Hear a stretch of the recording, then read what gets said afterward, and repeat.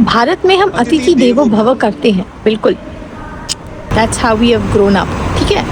But ऐसे अतिथि को क्यों आने दो जिसको पूरी दुनिया ने बेदखल कर दिया। और रत्नागिरी का सबसे फेमस आपने सुना होगा हापूस आम, माझा महाराष्ट्राचा हापूस आंबे, ठीक है।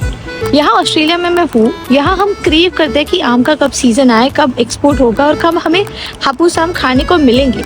उस देश में, वो देश मतलब उस नगरी में जो इतनी पावन है, उसमें हमने ऐसी कंपनी को आने दिया है जहाँ पर मेलनी, आप समझ रहे हो, इटली की जो मेलनी है, आप समझ रहे हो, उन्होंने भी बेदखल कर दिया इस कंपनी को कि ये जो एनवायरनमेंट है, जो ताज़ी हवा हम खा पा रहे हैं या पी पा रहे हैं या सूंघ पा रहे हैं, जो अच्छा खाना हम खा पा रहे हैं जिस ज़मीन से उग रहा है, उसको दूषित करता है।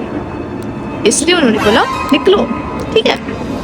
अब ये कंपनी सोच रही है कौन इतना उल्लू होगा जो हमारी नगरी पार लगाएगा, है ना, हमें उठने का मौका देगा। कौन? तो हमारे अतिथि देवो भव।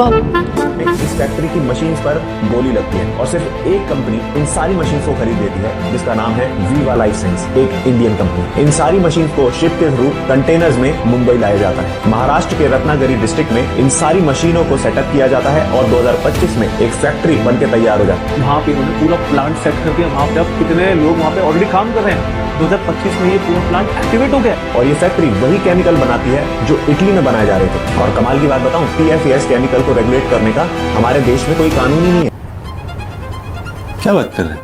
पता नहीं क्या पॉलिसी सोचकर सरकार ने की है। मैं हमेशा बिलीव करती हूँ कि सरकार में अभी भी थोड़ी इंसानियत है ना, बट ये हाइट्स हो गई है। मतलब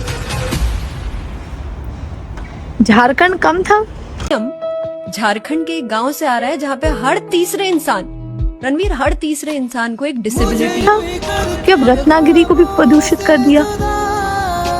और ये कोई हमारे लिए कोई जॉब कुछ नहीं बन रहा। कहाँ जॉब बनोगे, कौन करेगा जॉब? लेकिन अगर जिंदा ही नहीं लगे बचेंगे लोग, आप उनका हवा छीन लो, पानी छीन लो, कौन करेगा जॉब? मुझे बताइए।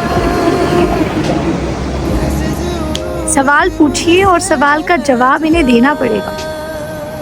जय हिंद, जय भारत।